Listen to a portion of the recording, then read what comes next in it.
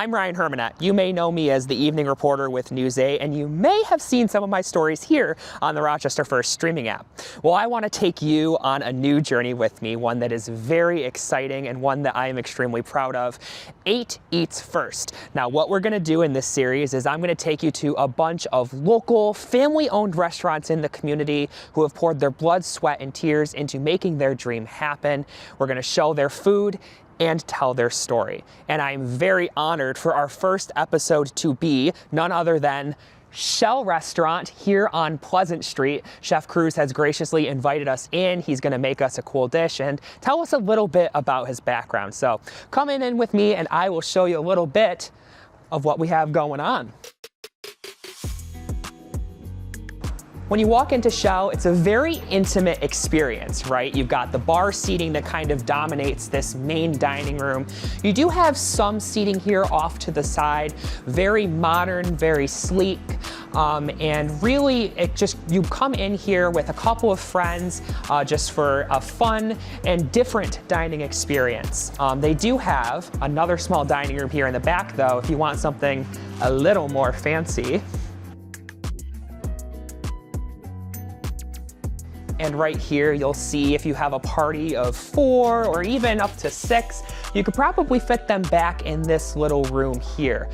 Again, very elegant. You've got a lot of these warm colors, soft ambient lighting, really just the experience that you're looking for on a nice date night, or if you want to just get some cocktails with friends and get a few appetizers.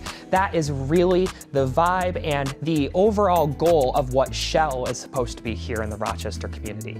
But enough about the restaurant itself. We have a very special person to talk with, and he's gonna make us some tasty food. Now you walk into the kitchen here and you've got your standard prep room. We've got all of the magic happening behind the scenes, but the fun part is when you come back out to the main cooking space and you can see very open concept. You get immersed in the whole culinary experience here, and this is where we find none other than Chef Cruz. Welcome, guys. Yeah, thank you so much for being here and for telling us all about this lovely little place you have here. Tell me about your, I guess to start, a little bit of your background. Yeah, I've been cooking for almost 20 years at this point. I started at a very young age, washing dishes at a small restaurant down in Puerto Rico. And I quickly moved up into like a line cook and everything, and after I started doing this, I never looked back. I really loved it and loved the culture between the co-workers and like really what really means to be in a restaurant and like creating memorable experiences for people. You know, kind of with that, I guess we can get into, I mean, how this all started. I mean, how did Shell become to be? So Shell become an idea and a thought to me after my time was over at Rella, which was the first restaurant that I was ever a chef at. Mark Cupulo was the owner. It was on the corner of Monroe, and it was the first seafood restaurant in Rochester. After I left there, I wanted to do something, and at the time I really didn't know what yet. But I was watching TV, a little cooking show, and as I was doing it, it made me realize the restaurant represents the Shell to me. Growing up in Puerto Rico, the Kermit crabs, once they outgrow a shell, they move into a different shell. So that's kind of like where the name was born of Shell, from like me outgrowing a place to moving into my own little shell. That's awesome. And the name of the restaurant became to that, and then we started our concept as a tasting menu restaurant because it's always been something that I wanted to do. When we started doing a 7-course tasting menu in the basement of the Reverie, we served 8 people. We did that for a whole year in different restaurants. We were popping up in different restaurants, and that was really, really amazing because it helped us out create a proof of concept and make sure that it was something that people were gonna like. And then slowly we switched to an a la carte menus, and then we did that for another year while this was being built out. And that was kind of like the beginning of the restaurant, you know, and everybody there, some of the people that kind of like work here, they came along during those pop-ups because they were kind of like helping me out and stuff. And in that time, you've gotten to get some dishes on your menu, some staples, and I understand that today we're doing one of those. Tell me what we're making. Yeah, so we're making our shrimp ragu, which is like a take on like a beef dish, but with shrimp, where we grill our shrimp first, and then over our charcoal grill, and then because it gets a little bit smoky, and then we finish them in the pasta. This dish, it's like probably my favorite dish on the menu.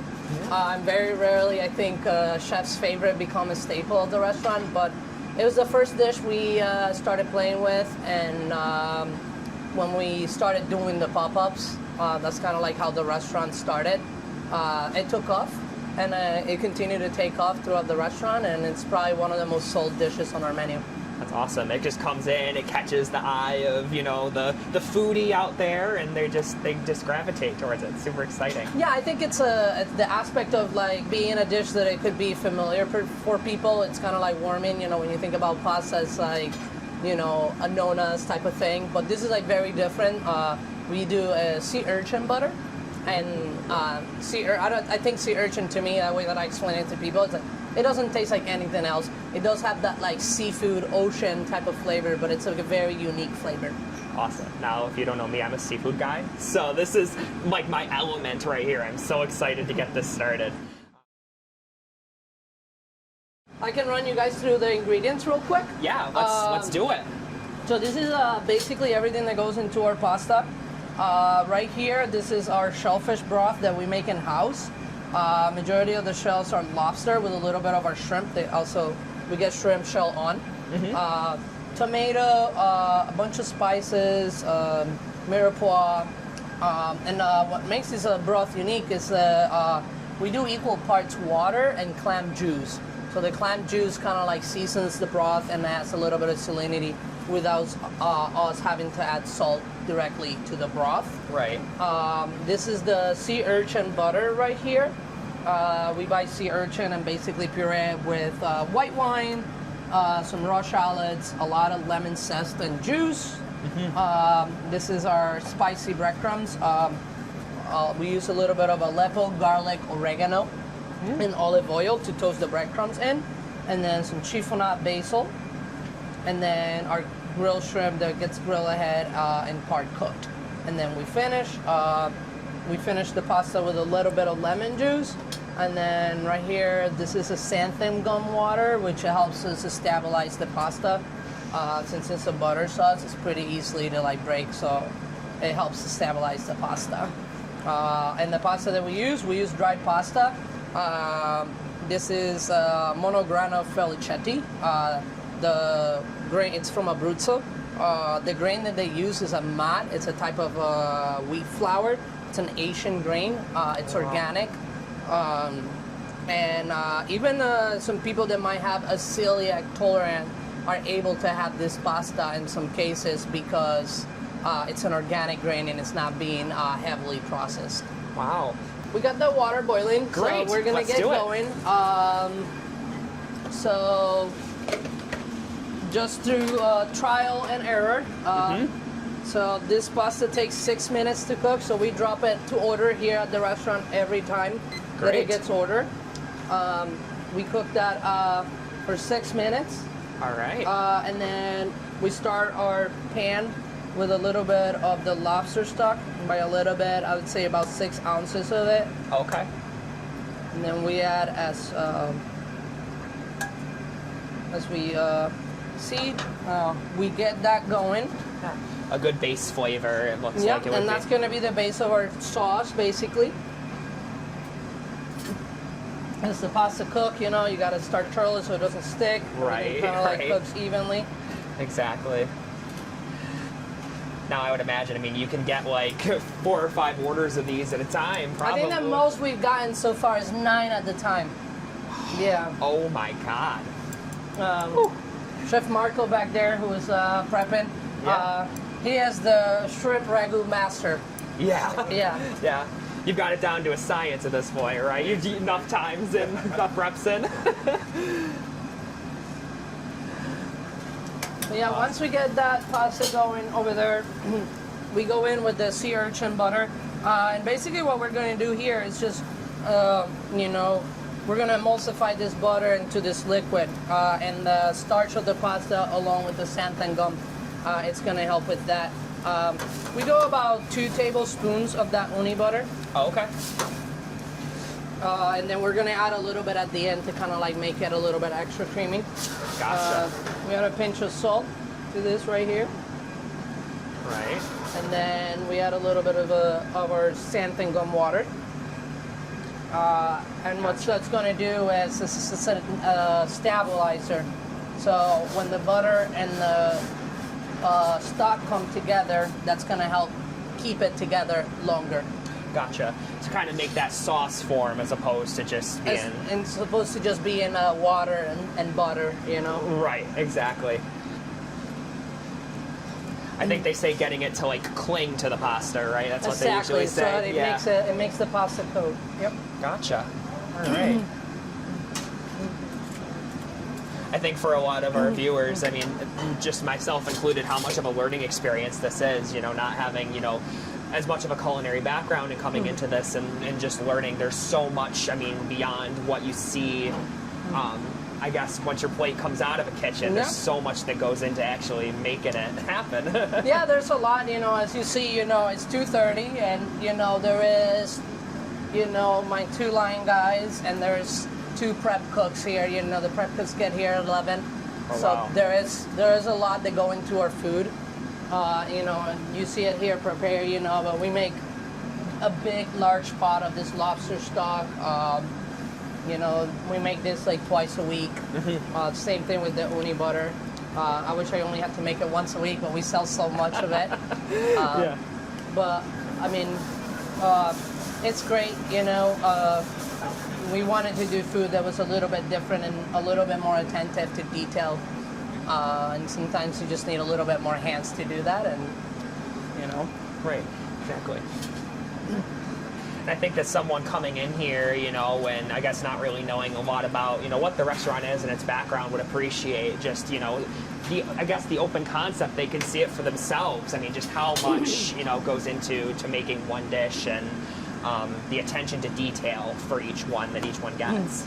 Yeah, I mean, we're very personable here. I think, you know, the open kitchen concept, it really helps out with 2 things. You know, I want to be able to engage with people. I want to, you know, I want to get instant feedback from them. You know, I want to be able to, like, you know, be more personable, you know. That's kind of like the point of the open kitchen. And another thing is, one of the things that we take a lot of pride here is that we work really clean. We work really organized. So at that point, there's no reason to hide anything, you know? Yeah, So- exactly. So this is kind of like reducing. We have about 1.5 minutes on the pasta. And as you can see, just naturally with that butter and the xanthan gum, the broth is still kind of broken a little bit, but it's getting thicker. It's kind Yeah. of like getting that viscosity. Yeah. You can kind of see, I mean, before obviously it had like a much more Lighter. but now it's, you know, you see it kind of move together Yep. as one. That's awesome. Really good. Really good. I think the part I'm most excited about is the shrimp. I know we'll get to that, but Yeah. I love shrimp, so. Oh, yeah. Yeah, I think shrimp is like a really awesome like shellfish. You know, they have so many uses for shrimp. You know, what I really love about what we do to our shrimp is that we grill it ahead of time. So again, it's just as simplistic as it sounds. You know, it just add that smoky element to a dish. Yeah. You know, because once the shrimp starts cooking in the sauce, all that smoky flavor is going to release throughout the entire dish. I see. That sauce is going to soak it up, and Yep. then that flavor is just going to stay consistent. So we're almost there. I would imagine you probably want the pasta like closer to like al dente, so So that we it do can... it al dente, yeah. So I would say the cook time for this pasta is somewhere around 8 minutes. So we do 6 minutes in the water, and then we do the rest in the So that's our 6-minute timer. All right, talk about timing. Yeah. So we do the 6 minutes on the timer, which, as you can see, the pasta is still like not fully bending, which is awesome because that means it's still a little bit undercooked. But what happens is when we bring it right here into our broth,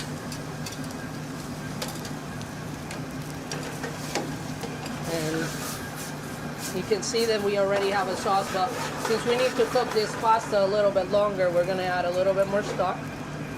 Gotcha. And a lot of that's probably gonna like It's gonna go burn inside off and into the pasta, yeah. yeah. Wow. So as you can see, it's like almost saucy, you know, even though we just added more. Right. Yeah, because the starchiness of the pasta is just really helping it all kind of form together. Yeah, form together. When I worked in this restaurant in New York City, which we did a lot of pasta there, you know, it was very, very high volume. Over there I learned that when you toss your pasta, you want to do it all without lifting the pan. Okay. So you don't lose any heat. I see. So you're constantly kind of like cooking. The moment that you take that pan off the fire, Yeah. to just, it's a little showy, you know? Right. But I would imagine that like it doesn't really do much good for like the sauce part and like the sauce kind of forming together, especially if you're adding the additional broth, Yep. taking that heat away. I mean, you're not going to get yeah, it. you don't want to take the heat away from it. Yep. So as we let the pasta cook right here, Yeah. shrimp and spark cook, so it's kind of like almost at the end, we add it up to like let it finish and kind of again marry all those flavors. Yeah. So at this point, we're just cooking the pasta, and again, it just keeps getting thicker and thicker and thicker. It's awesome. And I feel like you wouldn't want to add the shrimp like too early on anything because shrimp cooks quickly as it is, right? It does So- cook quickly, and it easily gets very rubbery, and we don't really want to serve rubbery fish. Right. Exactly.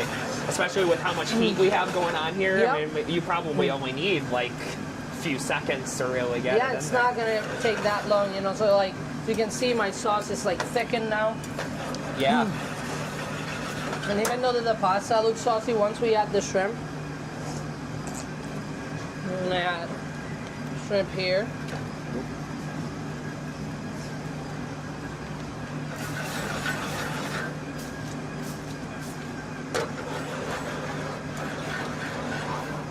Oh yeah.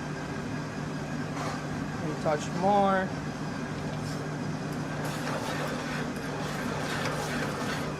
And at this point, you know, even the sauce got a little short, so I just add a little bit of this. Right. I'm gonna add a touch more of the butter, touch more of the sandy So- water to finish it up. So you're adding those all throughout the cooking process, kind of Well, just as you it's see gonna it. be different, you know. It's we do have recipes to the stock. We do have recipes to make our butter to kind of like keep it consistently. But situations are different when you're cooking, you know. So Yeah. over here, it's kind of like more about knowing and adjusting. I mean, each dish is going to cook differently at slightly different temperatures, Yeah. slightly different conditions. I mean, you could reduce the sauce by a little bit too much. You know, we just add a little bit more liquid. So now that we're here, our shrimp, you know, I just make sure that all the shrimp is cooked and not looking translucent, which it kind of like looks really good to me. We have a really nice sauce. We have enough sauce right here for the Yeah. entire pasta, so it's nice. So right now we add our basil, Uh-huh. and we add a touch of lemon juice. The lemon juice really, it really kind of like brings out more of that like shellfish flavor and everything together, which is really, really nice. I feel like anyone who has any sort of knowledge of food knows just how well basil and lemon go together. They go really, really, really well together. Yeah. It's just a nice freshness to kind of add on top of, you know, a dish that's already, you know, seafood heavy. It's like Yep. they complement each other. So now over here, we taste and make sure that what we're serving is up to par. That's Yeah. pretty tasty to me. Yeah. A lot of our dishes have like, we use dishes for like, you know, different food, you know, in different dishes here. We have our pasta still al dente, but not overly al dente that it's going to like be crunchy. It's still Right. gonna have that bite.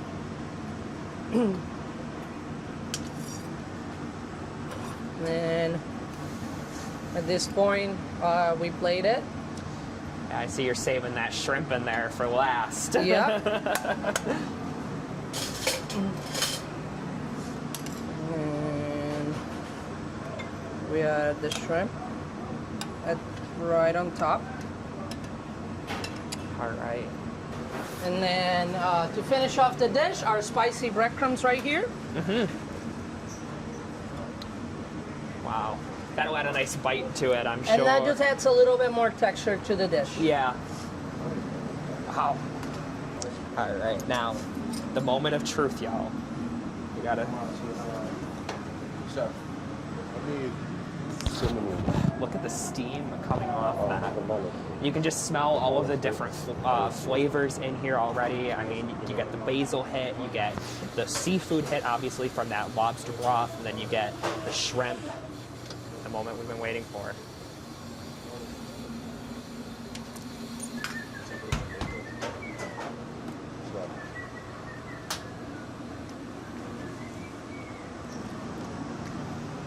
This is so good. Oh, thank you so much. I mean, the spice from the breadcrumbs is the first thing that I get. But then, you know, off of that, the lemon and the seafood, again, like we talked about, they just complement each other so nicely. And I do taste that smokiness that you were talking about from adding the shrimp. And it just, again, I think you get the freshness and the smokiness together, and it's like those two flavors, although I feel like most people would think they're like contrasting, they come together. Yep. And it just completes this whole dish. And I can see why so many people choose this. Yeah. I mean, it's my favorite. And again, like I said, sometimes, you know, you don't get to pick your signature dishes. So I was lucky that one of my favorite dishes became the signature dish. So it can stick around for a long time. Well, and I hope it does for you. And I know that Shell is going to do so well in this community. 2 months of success and many more years and years to come for you. Thank you so much, guys. I appreciate it. Chef Cruz, you are awesome. Awesome. It's a pleasure having you. Yeah, and Pleasant Street here in Rochester for our viewers at home. Feel free to stop on by here. Tell us when you're open, just so that. So we are open here Monday through Saturday. We open at 5 and we close late. We kind of close the kitchen around 10, but we kind of stay open late for drinks. People that want to come and hang out at the bar. Yeah, we're here, dinner service, and we have a new menu coming up soon, so stay tuned. A lot more good food where that came from. That's going to complete this episode of 8 Eats First. Thank you so much for joining us, and we will see you next week.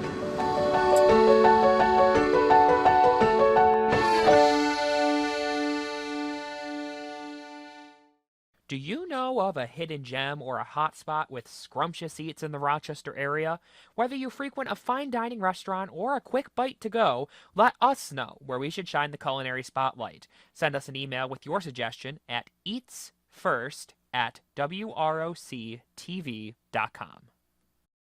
Get the Rochester First streaming app today for everything you love from News 8 On Demand, plus exclusive shows you won't see anywhere else. Search ROC and download for free on Roku, Amazon Fire, and Apple TV.